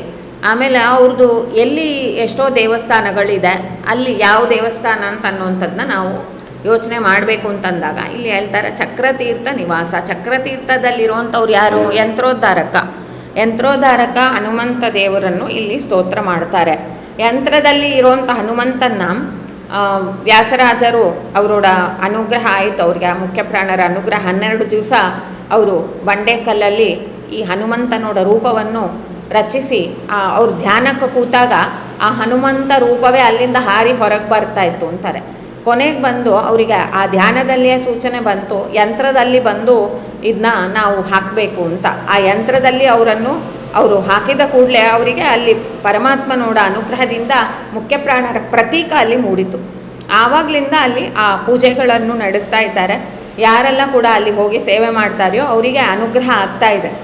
ಚಕ್ರತೀರ್ಥ ನಿವಾಸ ಶಕ್ರಾದ್ಯ ಅಮರಾದಿ ಈಶ ಹಾಗೆಂತಂದು ಅವರು ಶಕ್ರಾದಿ ಅಮರರೋಡ ಈಶರು ಅಂದರೆ ಅವರನ್ನು ಬಂದು ನಿಯಾಮನ ಮಾಡುವಂಥವ್ರು ಅಂತ. ಶಕ್ರ ಅಂತಂದರೆ ಇಲ್ಲಿ ಬಂದು ಇಂದ್ರಾದಿ ದೇವತೆಗಳನ್ನ ಹೇಳ್ತಾರೆ, ಮತ್ತು ರುದ್ರಾದಿ ದೇವತೆಗಳು ಕೂಡ ಇದ್ದಾರೆ. ಇಲ್ಲಿ ಇಂದ್ರಿಯಗಳ ಅಭಿಮಾನಿಗಳನ್ನು ಮುಖ್ಯವಾಗಿ ಆ ಮುಖ್ಯ ಪ್ರಾಣರು ನಿಯಾಮನ ಮಾಡ್ತಾರೆ ಅಂತ ಅನ್ನೋದನ್ನ ಹೇಳ್ತಾರೆ. ಇದು ಉಪನಿಷತ್ಲಿ ಬಂದಿರುವಂಥ ವಿಚಾರವೇ. ಯಾವ ಒಂದು ಇಂದ್ರಿಯನ ನಾವು ತಗೊಂಡ್ರೆ ಕೂಡ ಇಂದ್ರನಿಗೆ ಕೈಗೆ ಅಭಿಮಾನಿತ್ವ ಇದೆ. ಇಂದ್ರನೋಡ ಈ ವ್ಯಾಪಾರ ಅದು ಮುಖ್ಯ ಪ್ರಾಣರೋಡ ಇರುವಿಕೆಯಿಂದ ಆಗತ್ತೆ, ಅವ್ರ ಆಜ್ಞೆಯಿಂದ ಆಗತ್ತೆ. ಅದರಿಂದ ಅವ್ರು ಈಶಾ ಅಂದರು. ನೀ ಏನು ಮಾಡಿಸ್ಬೇಕು ಅಂತಿದ್ಯೋ ಅದನ್ನೇ ಮಾಡಿಸ್ತಿ, ಸೂರ್ಯನಿಂದ ಏನು ಮಾಡಿಸ್ಬೇಕು ಅಂತಿದ್ಯೋ ಅದನ್ನೇ ಮಾಡಿಸ್ತಿ ಕಣ್ಣಿಂದ. ಈ ಥರದ ವ್ಯಾಪಾರ ಎಲ್ಲ ನಿನ್ನಿಚ್ಛೆಯಿಂದಲೇ ನಡೀತಾ ಇದೆ ಅಂತ. ಶಕ್ರಾದಿ ಅಮರರಿಂದ ನೀನು ವಂದಿತನಾಗಿದ್ದಿ. ಅವರು ಈ ಲೋಕದಲ್ಲಿ ಇರುವಂಥ ಈ ಜೀವಾತ್ಮನೊಳಗೆ ಇಂಥ ಕಾರ್ಯಗಳನ್ನು ಮಾಡ್ತಾರೆ, ಹಾಗಾಗಿ ಕೂಡ ನೀನು ವಂದಿಸ್ತಿ, ಅವರು ವಂದಿಸ್ತಾರೆ. ಇನ್ನೊಂದು ರೀತಿಯಲ್ಲಿ ಅವರು ನಿನ್ನನ್ನು ಈಶಾ ಅಂತಂದ್ಬಿಟ್ಟು ನಿನ್ನನ್ನು ಬಂದು ಅವ್ರು ವಂದಿಸ್ತಾರೆ. ಅದನ್ನ ಬಂದು ತ್ರಿವಿಕ್ರಮ ಪಂಡಿತಾಚಾರ್ಯ ಹೇಳ್ತಾರಲ್ಲ, ಉತ್ಕಂಠ ಕಂಠ ಕೋಲಾಹಲ ಅಂತ. ಯಾಕೆಂದರೆ ಕೋಲಾಹಲದಿಂದ ನಿನ್ನ ವಂದಿಸ್ತಾರೆ ಅಂದರು. ಅವರು ಓಡ್ಕೊಂಡು ಬರ್ತಾರೆ ಅಂತ, ಒಬ್ಬೊಬ್ರಿಗೆ ಅಂತ ಮುಂದೆ ನುಗ್ಗುತ್ತಾರೆ. ನಾನು ಮುಖ್ಯ ಪ್ರಾಣರ ಸೇವೆಯಲ್ಲಿ ನಾನು ಅಂತಂದ್ಬಿಟ್ಟು ಮುಂದೆ ಬರ್ತಾರೆ ಅಂದರು. ಯಾಕೆ ಬರ್ತಾರಪ್ಪ ಅಂತಂದ್ಬಿಟ್ರೆ ತ್ರಿವಿಕ್ರಮ ಪಂಡಿತಾಚಾರ್ಯರು ಹೇಳ್ತಾರೆ, ಪ್ರಾಜ್ಞಾತ್ಮ ಜ್ಞಾನ ನೇತಾ ಹಾಗೆ ಅಂತ. ಅವರು ಪ್ರಾಜ್ಞಾ ಅಂತ ಅನ್ನೋಂಥ ಪರಮಾತ್ಮನೋಡ ಅಸ್ತಿತ್ವವನ್ನು ತಿಳಿಸಿಕೊಡೋಂಥವ್ರಾಗಿದ್ದಾರೆ ಅಂತ ಅಂದರು. ಪ್ರಾಜ್ಞಾ ಅಂತ ಅನ್ನೋಂಥ ರೂಪ ಪರಮಾತ್ಮ ಆನಂದವನ್ನು ನಮಗೆ ನಿದ್ರಾ ಕಾಲದಲ್ಲಿ ಕೊಡುವಂಥ ರೂಪ. ಆ ಅಜ್ಞಾನವನ್ನೇ ಇಲ್ಲಂಗ ಮಾಡಿಸುವಂಥವನಾಗಿ ಇದ್ದಾನ, ಪ್ರಕೃಷ್ಟವಾದ ಜ್ಞಾನ ಸ್ವರೂಪನಾಗಿದ್ದಾನ.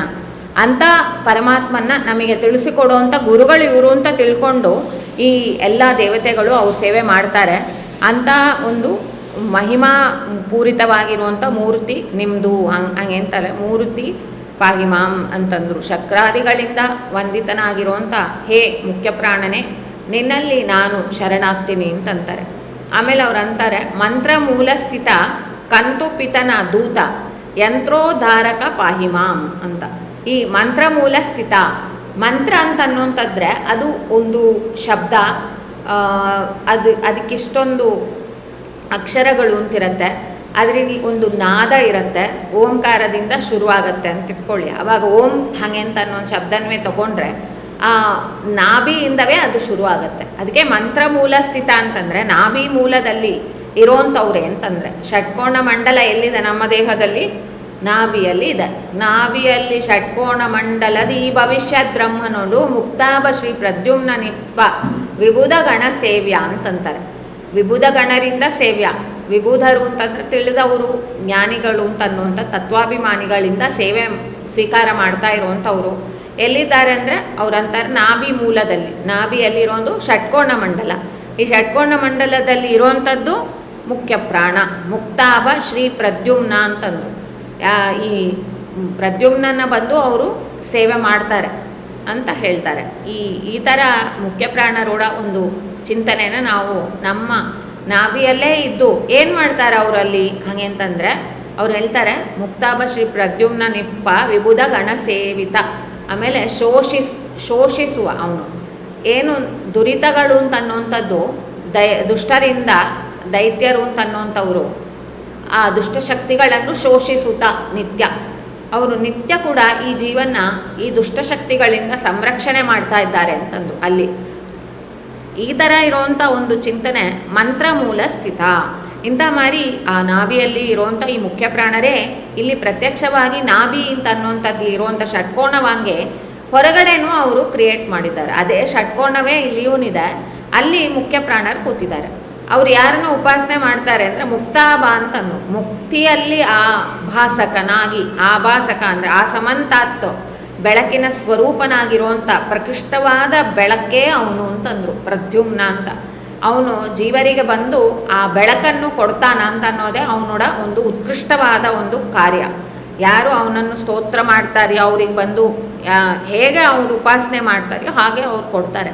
ಆದರೆ ಪ್ರತಿನಿತ್ಯವೂ ಕೂಡ ಧ್ಯಾನ ಅಂತ ಅನ್ನುವಂಥದ್ದು ಮಾಡೋ ಕಾಲಕ್ಕೆ ಈ ಪಾಪಪುರುಷನ ನಿರಸನ ಮಾಡೋದು ಅಂತ ಅನ್ನುವಂಥ ಒಂದು ವಿಧಿ ಇದೆ. ಆ ಪಾಪಪುರುಷನ ನಿರಾಸ ಮಾಡುವಂಥದ್ರಲ್ಲಿ ಮುಖ್ಯ ಫಸ್ಟ್ ಸ್ಟೆಪ್ಪೇ ಬಂದು ಪ್ರಾಣಾಯಾಮದಲ್ಲಿ ಕುಂಭಕದಲ್ಲಿ ನಿಂತು ಅದನ್ನು ಬಂದು ಈ ವಾಯುದೇವರ ಮಂತ್ರವನ್ನು ಹೇಳೋದು ಅಂತ. ಸೊ ಹೀಗೆ ಆ ವಾಯುದೇವ್ರನ್ನ ಚಿಂತಿಸ್ರಿ ಅಂತ ಜಗನ್ನಾಥದಾಸರು ನಮಗೆ ಕೊಡ್ತಾರೆ. ಶೋಷಣೆ ಮಾಡುವಂಥವ್ರಾಗಿದ್ದಾರೆ ಪಾಪಪುರುಷರನ್ನು. ಈ ಪಾಪಪುರುಷರೋಡ ಒಂದು ದಾಳಿಯಿಂದ ನಮಗೆ ಸಾಧನೆ ಮಾರ್ಗದಲ್ಲಿ ಅಡ್ಡಿಗಳು ಬರುತ್ತೆ. ಆಮೇಲೆ ನಮ್ಮ ಮನಸ್ಸು ಈ ಕಾಮಕ್ರೋಧಾದಿಗಳಿಂದ ವಿಕಾರವನ್ನು ಹೊಂದುತ್ತಾ ಇರುತ್ತೆ. ಇದೆಲ್ಲ ಕೂಡ ನಮಗೆ ಬಂದು ಪರಿಹಾರ ಮಾಡ್ತಾರೆ. ಇನ್ನೂ ಬಂಧನದಲ್ಲಿ ಸಿಕ್ಕಾಕೊಳ್ಳೋದಕ್ಕೆ ಏನೇನು ಮನಸ್ಥಿತಿಗಳಿದೆಯೋ ಅದೆಲ್ಲ ಈ ಪಾಪಪುರುಷರಿಂದವೇ ಪ್ರಚೋದಿತರಾಗಿ ಜನರು ತೊಡಗ್ತಾರೆ. ಅದನ್ನು ಬಂದು ಪರಿಹಾರ ಮಾಡ್ತಾರೆ ಮುಖ್ಯ ಪ್ರಾಣರು ಅಂತಾರೆ. ಆ ಮಂತ್ರಮೂಲ ಸ್ಥಿತನಾಗಿರುವಂಥ ಈ ಮುಖ್ಯ ಪ್ರಾಣನಿಗೆ ಮಂತ್ರಮೂಲ ಅಂತ ಅನ್ನುವಂಥದ್ದಲ್ಲಿ ಇನ್ನೊಂದು ಅರ್ಥವನ್ನು ಮಾಡೋದು ಏನು ಅಂದರೆ, ಯಾವುದನ್ನು ನಾವು ಮನನ ಮಾಡ್ತೇವೋ ಅದರಿಂದ ನಮಗೆ ರಕ್ಷಣೆ ಅಂತ ಅನ್ನೋದೇ ಮನನಾತ್ರಾಯತೆ ಇತಿ ಮಂತ್ರ ಅಂತಾರೆ. ಆ ಮಂತ್ರ ಅಂತ ಅನ್ನುವಂಥದ್ರೋಡ ಮೂಲ ಏನು? ಮಂತ್ರ ಅಂತ ಅನ್ನುವಂಥದ್ರ ಮೂಲ ಅಂತಂದರೆ ಅದು ಪರಮಾತ್ಮನೇ. ಯಾವ ಒಂದು ಮಂತ್ರದಿಂದ ನಮಗೆ ರಕ್ಷಣೆ ಬರೋದಾ? ಇವಾಗ ತಾನು ನಾವು ಹೇಳಿದೆವು, ಶಬ್ದವಾದರೂ ಸರಿ ಯಾವುದಾದ್ರೂ ಸರಿ ಅದೆಲ್ಲ ಬಂದು ಜಡ. ಆದರೆ ಆ ಜಡದಲ್ಲಿ ಯಾರು ಬಂದು ಪರಮಾತ್ಮ ಇದ್ದು ಅದನ್ನು ಬಂದು ಪ್ರಚೋದನೆ ಮಾಡ್ತಾನೆ, ಅದಕ್ಕೆ ಶಕ್ತಿಯನ್ನು ನೀಡ್ತಾನೆ ಮಾಡೋದಕ್ಕೆ ಕೆಲಸವನ್ನು. ಆ ಥರನೇ ಅವನು ಬಂದು ಮಂತ್ರಮೂಲ ಅಂದರೆ ಪರಮಾತ್ಮನಲ್ಲೇ ಆಶ್ರಯಗೊಂಡವ ಅಂತಂದರು. ಪರಮಾತ್ಮನಲ್ಲಿ ಸ್ಥಿತನಾಗಿದ್ದಾನ ಅಂತಂದರು. ಈ ಮುಖ್ಯ ಪ್ರಾಣ ನೋಡೋದು ಎಲ್ಲಿದ್ದಾನಪ್ಪ ಅಂದರೆ ಮೂಲೇಶನಂಗ್ರಿ ಅಲ್ಲಿ ಅವನು ನೆಲೆಸಿದ್ದಾನ, ಕಾಣಿಸದೆ ಅಂತಾರೆ. ಜೀವರಿಗೆಲ್ಲ ಅವನು ಉಚ್ಛ್ವಾಸಗಳನ್ನು ಅವರು ಮಾಡಿಸ್ತಾ ಇರ್ತಾರೆ. ಅದು ಕೂಡ ಹಗಲು ಇರುಳು ಮರೆಯದೆ ಅಂತಾರೆ. ಹಗಲು ಇರುಳು ಕೂಡ ನಾವು ಬಂದು ಶ್ವಾಸವನ್ನು ಮಾಡ್ತಾನೇ ಇರಬೇಕು, ಯಾವತ್ತಾದರೂ ನಿಲ್ಲಿಸಿದರೆ ಅಷ್ಟೇ. ಆದರೆ ಇವರು ಅದರಿಂದ ಏನೂ ಆಯಾಸ ಪಡೆದೇನೆ ಜಾಗೃತನಾಗಿ ನಿತ್ಯದಲ್ಲಿ ಮಾಡ್ತಾ ಇರ್ತಾರೆ. ಅವ್ರನ್ನ ಈ ಸುಮನಸೋತ್ತಂಸ ಲೇಷಾಯಾಸವಿಲ್ಲದೆ ಪೋಷಿಸುತ್ತಾ ಮೂಲೇಶನಂಗ್ರಿ ಸರೋಜ ಮೂಲದಲ್ಲಿಪ್ಪ ಕಾಣಿಸದೆ ಅಂತಂದರು. ಅಂಥ ಸರೋಜ ಮೂಲದಲ್ಲಿರುವಂಥ ಆ ಮುಖ್ಯ ಪ್ರಾಣನ ನೆನಪು ಮಾಡ್ಕೊಬೋದು. ಮಂತ್ರಮೂಲ ಸ್ಥಿತ ಅಂತಂದು ಕಂತುಪಿತನ ಧೂತ ಅಂತಂದು ಆ ಪರಮಾತ್ಮನ ಪಾದಾರವಿಂದದಲ್ಲಿ ಇದ್ದು ಅವನೇನು ಮಾಡ್ತಾನ ಕೆಲಸ ಅಂತಂದರೆ ಪರಮಾತ್ಮ ನೋಡೋ ದೂತನಾಗಿಯೇ ಇದ್ದಾನ ಅಂದರು. ಜನರಿಗೆ ಈ ಥರ ತಾಸಿಗೆ 900 ಶ್ವಾಸೋಚ್ಛ್ವಾಸಗಳನ್ನ ಮಾಡಿಸ್ಬಿಟ್ಟು ಅವರೇನು ನಡೆ ಅವ್ರಿಗೆ ಏನಿದೆಯೋ ಆ ನಡೆಯಲ್ಲಿ ಅವ್ರನ್ನ ನಡೆಸ್ತಾನೆ. ಒಂದೊಂದು ಜೀವನಿಗೆ ಒಂದೊಂದು ಗತಿ ಇದೆ, ಆ ಗತಿಯನ್ನೇ ಅವರಿಗೆ ಕೊಡಿಸ್ತಾನೆ. ಯಾರಿಗೇನೋ ಅದು ಅಷ್ಟೇ. ಅವರವರಿಗೆ ಬಂದು ಒಳ್ಳೆ ಸಾಧನೆ ಸತ್ಸಾಧನೆ ಆಗುವಂಥವ್ರಿಗೆ ಸಾಧನೆ. ಅದಕ್ಕೆ ಅಲ್ಲಿ ಮೊದಲನೇ ಸಂಧಿಯಲ್ಲೇ ಜಗನ್ನಾಥದಾಸರು ಅದನ್ನ ನಮಗೆ ತಿಳಿಸಿರು. ದಟ್ ಸಾತ್ವರಿಗೆ ಸುಖ, ಮಿಶ್ರರಿಗೆ ಬಂದು ಸುಖ ಮತ್ತು ದುಃಖ, ತುಂಬ ದುಷ್ಟರಾಗಿರುವಂಥವ್ರಿಗೆ ಬಂದು ದುಃಖವೇ ದುಃಖ ಅಂತ ಇದೆಲ್ಲ ಅವರು ತಿಳಿಸ್ತಾರೆ. ಈ ಥರ ಇರುವಂಥ ವಕ್ರಾಸನದಲ್ಲಿ ಕೂತಿರುವಂಥ ಮೂರ್ತಿಯಾಗಿದ್ದಾರೆ ಅಂತಂದರು. ಅಂದರೆ ಅವರೋಡ ಆಸನವನ್ನು ನೆನಪು ಮಾಡ್ಕೊತಾ ಇದ್ದಾರೆ. ಆ ಮುಂದಿನ ಪದ್ಯದಲ್ಲಿ ಅದನ್ನು ನಾನು ಬಿಟ್ಟೆ ಅಂತ ಅನ್ಕೋತೀನಿ. ಅದನ್ನು ನಾವು ಚಿಂತಿಸೋಣ. ಏನು ಅಂದರೆ ಒಂದು ದೇವತೆಯನ್ನು ನಾವು ಚಿಂತಿಸುವಾಗ ಆ ಪ್ರತೀಕ ಏನಿದೆ ಆ ಪ್ರತೀಕದ ರೂಪವನ್ನು ನಾವು ಧ್ಯಾನ ಮಾಡಬೇಕು ಅಂತಾರೆ. ಆ ಪ್ರತೀಕ ಅಂತ ಅನ್ನುವಂಥದ್ದು ಧ್ಯಾನ ಮಾಡುವಾಗ ಅದನ್ನ ಹೇಗೆ ಅಂದರೆ ಚಕ್ರತೀರ್ಥ ನಿವಾಸ, ಸಂಜೀವನ ಗಿರಿಧರ, ವಕ್ರಾಸನ ಅಂತ ಅನ್ನುವಂಥ ಅಂದರೆ ಈ ಆಸನದಲ್ಲಿ ಕೂತಿದ್ದಾರೆ.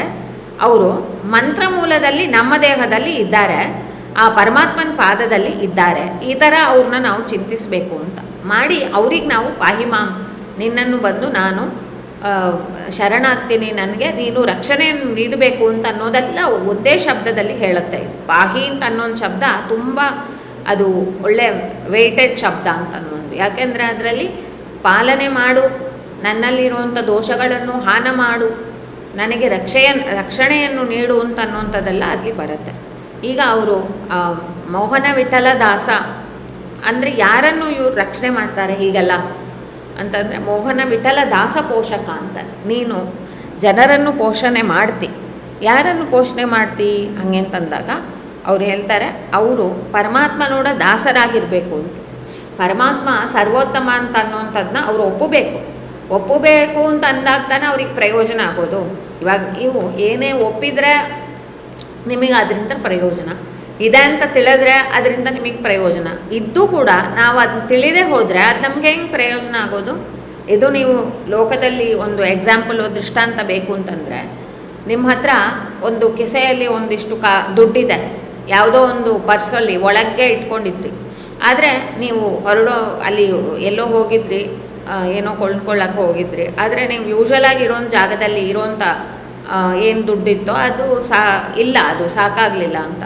ಆದರೆ ನಿಮ್ಮ ಆ್ಯಕ್ಚುಲಾಗಿ ನೀವು ಒಳಗಡೆ ಒಂದು ಸಣ್ಣ ಪರ್ಸಲ್ಲಿ ಯಾವಾಗಲೂ ಇಟ್ಟಿರ್ತೀರಿ, ಅದನ್ನ ಮರ್ತೋಗಿದ್ರಿ. ಮನೆಗೆ ಬಂದ ಮೇಲೆ ನಾವು ತೆಗೆದು ನೋಡ್ತೇವೆ, ಅಯ್ಯೋ ಇದ್ರೊಳಗೆ ಇದ್ದಿದ್ದ ದುಡ್ಡು ನಾವು ತೊಗೊಂಡಿರ್ಬೋದಲ್ಲ ಅಂತ. ಅಂದರೆ ಅದು ನಮಗೆ ಪ್ರಯೋಜನಕ್ಕಾಗಲಿಲ್ಲ, ಇತ್ತು ಆದರೆ ಪ್ರಯೋಜನಕ್ಕಾಗಲಿಲ್ಲ. ಯಾಕಾಗಲಿಲ್ಲ ಅಂತಂದಾಗ ನಾವು ಮರೆತು ಬಿಡ್ತೇವೆ, ನಮಗೆ ಗೊತ್ತಿಲ್ಲ ಅಲ್ಲಿದೆ ಅಂತ. ಅದೇ ಥರನೇ ಇದು, ಎಲ್ಲ ಕಡೆಯಲ್ಲೂ ಇದ್ದಾರೆ, ಎಲ್ಲ ಕೆಲಸಗಳನ್ನೂ ಮಾಡ್ತಾರೆ. ಆದರೆ ಯಾರಿಗೆ ಸಿಕ್ಕೋದದು, ಯಾರಿಗೆ ಈ ಅನುಗ್ರಹ ರಕ್ಷಣೆ ಇವೆಲ್ಲ ಸಿಕ್ಕೋದು ಅಂತಂದಾಗ ಅವರು ದಾಸರಾಗಬೇಕು ಅಂದರು. ಮೋಹನ ವಿಠಲನ ದಾಸ ಪೋಷಕನಾಗಿ ದಾನ ಅಂತಂದರು. ಯಾರ್ಯಾರು ಕೂಡ ಪರಮಾತ್ಮನ ದಾಸ ನಾನು ಅಂತ, ಅದರಿಂದ ನನ್ನನ್ನು ನೀನು ರಕ್ಷಿಸಲೇಬೇಕು ಅಂತ ಅನ್ನೋಂಥದ್ದನ್ನ ಯಾರು ಅವನಿಗೆ ಮೊರೆ ಇಡ್ತಾರೆಯೋ ಅವ್ರಿಗೆ ಬಂದು ಅವನು ರಕ್ಷಣೆ ನೀಡ್ತಾನ ಅಂತಂತಾರೆ. ಈ ಸರಿಯಾದ ದಾರಿಯನ್ನು ತಿಳ್ಕೊಂಡಿರೋದು ಅಂತ ಅನ್ನುವಂಥದ್ದೇ ಅಲ್ಲಿ ಮುಖ್ಯ. ಪೋಷಣೆ ಸಿಕ್ಕಬೇಕು ಅಂತ ಅನ್ನೋದು ನಮಗಿರ, ಆದರೆ ಹೇಗೆ ನಾವಿರಬೇಕು ಅದಕ್ಕೆ, ಅದು ತಾನೇ ಮುಖ್ಯ ಅಂದರು. ಮಾಯಾಮೋಹಕ ಭಂಜನ ಅಂತಂದರು. ಇದೆಲ್ಲ ನೀವು ನೋಡಿದರೆ ಆ ಜ್ಞಾನಕ್ಕೆ ಪೋಷಕವಾಗಿರುವಂಥ ಹಾಡಾಗೇ ಇದೆ. ಮಾಯಾಮೋಹಕವಾಗಿರುವಂಥ ಈ ಲೋಕದಲ್ಲಿರುವಂಥ ಚಿಂತನೆಗಳು, ಲೋಕ ವಿಷಯಗಳು ಇದೆಲ್ಲ ಬಂದು ನಮಗೆ ಬಂದು ತುಂಬ ಮೋಹವನ್ನು ಉಂಟು ಮಾಡುತ್ತೆ. ಆ ಮೋಹ ಅಂತ ಅನ್ನೋಂಥದ್ದನ್ನ ಬಂದು ನಮ್ಮಿಂದ ಪರಿಹಾರ ಮಾಡುವಂಥದ್ದು ಅದ್ಯಾರು ಅಂತಂದರೆ ಅದು ಮುಖ್ಯ ಪ್ರಾಣರ ಅನುಗ್ರಹ ಅಂತಾರೆ. ಅವ್ರ ಹತ್ರ ನಾವು ಶರಣಾಗೋಣ ಅಂತಂದರು. ಈ ಮಾಯಾಮೋಹಕ ಭಂಜನ, ಲೋಕದಲ್ಲಿ ಇರುವಂಥ ಮಾಯೆ ಅಂತಂದರೆ ಇಲ್ಲಿ ಕಟ್ಟು ಅಂತ ಅನ್ನೋಂಥ ಅರ್ಥ ಇಲ್ಲ. ಮಾಯೆ ಅಂತಂದರೆ ಏನು ಇದೆಯೋ ಅದನ್ನು ಬೇರೆ ರೀತಿಯಲ್ಲಿ ನಾವು ತಿಳಿಯೋದು ಹಾಗೆ ಅಂತ ಅರ್ಥ. ದೇವರ ಇಚ್ಛೆ ಹಾಗಿದೆ, ಅದರಿಂದ ಜನರು ಒಂದನ್ನು ನೋಡ್ತಾರೆ, ಅದನ್ನ ಬೇರೆ ರೀತಿಯಲ್ಲಿ ತಿಳಿಯುತ್ತೆ ಅವರಿಗೆ. ಇಲ್ಲ ಇವಾಗ ಒಂದು ನೋಡ್ತೇವೆ, ಇದರಿಂದ ನಮಗೆ ಸುಖ ಅಂತ ನಾವು ತಿಳ್ಕೊತೇವೆ, ಆದರೆ ಅದು ನಿಜವಾಗಿಯೂ ಸುಖಕ್ಕೆ ಕಾರಣವೇ ಇಲ್ಲ, ಆದರೆ ನಮಗೆ ಹಂಗೆ ಕಾಣುತ್ತೆ, ಅದರಿಂದಾಗಿ ಅದು ಮಾಯ. ಅದರಿಂದ ನಮಗೆ ಅದರಲ್ಲಿ ಮೋಹ, ಇದನ್ನ ಇಟ್ಕೊಂಡ್ಬಿಟ್ರೆ ಸಾಕು ನನಗೆ ತುಂಬ ಸುಖ ಆಗೋದು, ನನ್ನಿಂದ ಇದು ಒಂದಿದ್ರೆ ಸಾಕು ಅಂತ. ಅದರಿಂದ ಈ ಮೋಹ ಅಂತ ಅನ್ನೋದು ಇಟ್ ಗಿವ್ಸ್ ದಟ್ ಅಟ್ಯಾಚ್ಮೆಂಟ್. ನಾವು ಒಂದು ತಪ್ಪ ತಿಳಿದಿರ್ತೇವೋ, ಆ ತಪ್ಪ ತಿಳಿದಿರೋದ್ರಲ್ಲೇ ನಮಗೆ ಮೋಹ ಬಂದ್ಬಿಡುತ್ತೆ. ಇದನ್ನು ನಾವು ಬಿಡೋದೇ ಇಲ್ಲ ಅಂತ ಹಿಡ್ಕೊಂಡ್ಬಿಡ್ತೇವೆ ಗಟ್ಟಿಯಾಗಿ. ಆ ಒಂದು ಚಿಂತನೆಯನ್ನು ಬಂದು ಭಂಜನ ಅಂತಂದರು, ಅದನ್ನು ನಿವೃತ್ತಿ ಮಾಡುವಂಥವ್ರು ಅಂತಂದರು. ಆಚಾರ್ಯರನ್ನು ಬಂದು ಹನುಮಂತನನ್ನು ಯಾರು ಸೇವಿಸ್ತಾರೆಯೋ, ಆ ಗುಣರೂಪ ಅವರದ್ದು ಕ್ರಿಯೆಗಳನ್ನು ಚಿಂತಿಸ್ತಾ ಯಾರು ಸೇವಿಸ್ತಾರೆಯೋ ಅವರಿಗೆ ಈ ಮೋಹ ಹಾಗೆ ಅಂತ ಅನ್ನೋದು ಕಳಿಯತ್ತೆ ಅಂತಾರೆ. ಮಾಯಾ ಮೋಹವನ್ನು ಕಳೆಯುವಂಥ ಶಕ್ತಿ ಉಳ್ಳವರಾಗಿ ಮುಖ್ಯ ಪ್ರಾಣರು ಇದ್ದಾರೆ ಅಂತ. ಇದನ್ನು ಭಾಗವತ 11ನೇ ಸ್ಕಂದದಲ್ಲಿ ಒಂದು ಮಾತು ಹೇಳ್ತಾರೆ. ಹೇಗಪ್ಪ ಮೋಹ ಅಂತ ಅನ್ನೋದು ನಿವೃತ್ತಿ ಆಗೋದು ಒಬ್ಬರಿಗೆ ಅಂತಂದಾಗ ಸರಿಯಾದ ಜ್ಞಾನ ಅಂತ ಅನ್ನೋದು ಇರಬೇಕು. ಜ್ಞಾನ, ಭಕ್ತಿ, ವೈರಾಗ್ಯ ಇತ್ಯಾದಿಗಳೆಲ್ಲ ಗುಣಗಳು.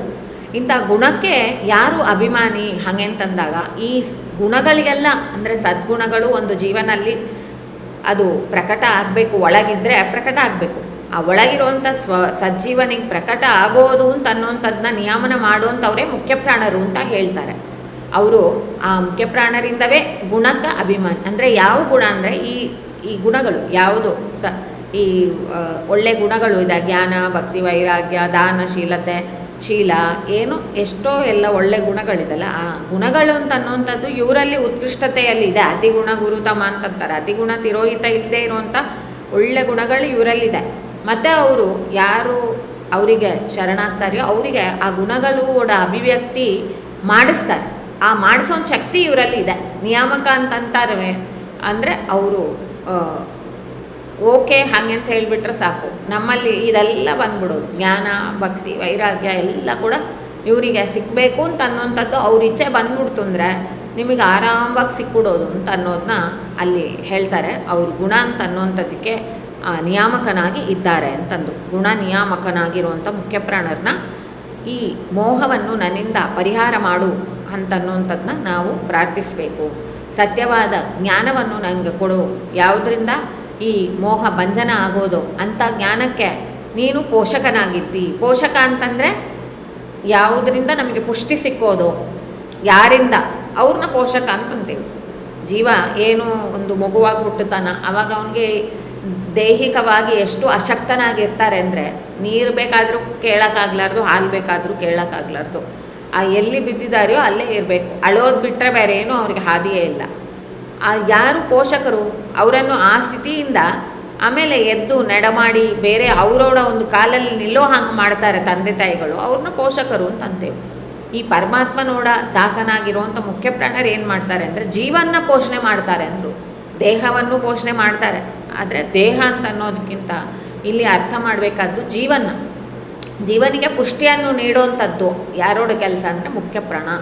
ಪುಷ್ಟಿ ಹೆಂಗೆ ಬರುತ್ತಪ್ಪ ಅಂತಂದರೆ ಜ್ಞಾನದಿಂದ ಬರುತ್ತೆ, ಅಜ್ಞಾನ ನಿವೃತ್ತಿಯಿಂದ ಬರುತ್ತೆ, ಭಯ ನಿವಾರಣೆಯಿಂದ ಬರುತ್ತೆ. ಅದಕ್ಕೆ ಅಂಜಿಕೆ ಜ್ಞಾತಕಯ ಸಜ್ಜನರಿಗೆ ಅಂತಂದು. ಮುಖ್ಯ ಪ್ರಾಣನ ನೆನಪಿದ್ರೆ ಅಂಜಿಕೆ ಇರಲಾರ್ದು. ಹೀಗೆ ಈ ಚಿಂತನೆಯನ್ನು ಬಂದು ನಾವು ಮುಖ್ಯ ಪ್ರಾಣರಿಗೆ ನಾವು ಅವರೊಳಗಿರುವಂಥ ಪರಮಾತ್ಮನಿಗೆ ಸಮರ್ಪಣೆ ಮಾಡೋಣ. ಅವ್ರ ಹತ್ರ ಶರಣಾಗಿ ನಾವು ಒಳ್ಳೆ ಗುಣಗಳಿಂದ ಕೂಡಿಕೊಂಡು ಪರಮಾತ್ಮನ ತಿಳಿಬೇಕು ಅಂತ ಅನ್ನೋಂಥ ಪ್ರಯತ್ನದಲ್ಲಿ ಸಾಗ್ತಾ ಇರಬೇಕು. ಅದೇ ನಮ್ಮೋಡ ಜೀವನ ಗುರಿಯಾಗಿರಬೇಕು ಅಂತಾರೆ. ಸಾಧನೆ ಅಂತ ಅನ್ನೋಂಥದ್ದನ್ನ ಮಾಡ್ತಾ ಇರಬೇಕು ಅಂತ ಅವ್ರ ಹತ್ರ ಪಾಹಿ ಮಾಮ್ ಅಂತ ಅವ್ರನ್ನ ಶರಣಾಗೋಣ ಅಂತಂತ ಇದನ್ನ ಮುಗಿಸೋಣ. ಮತ್ತು ಗುರು ಅಂತರ್ಗತ ಭಾರತೀ ರಮಣ ಮುಖ್ಯ ಪ್ರಾಣ ಅಂತರ್ಗತ ಶ್ರೀ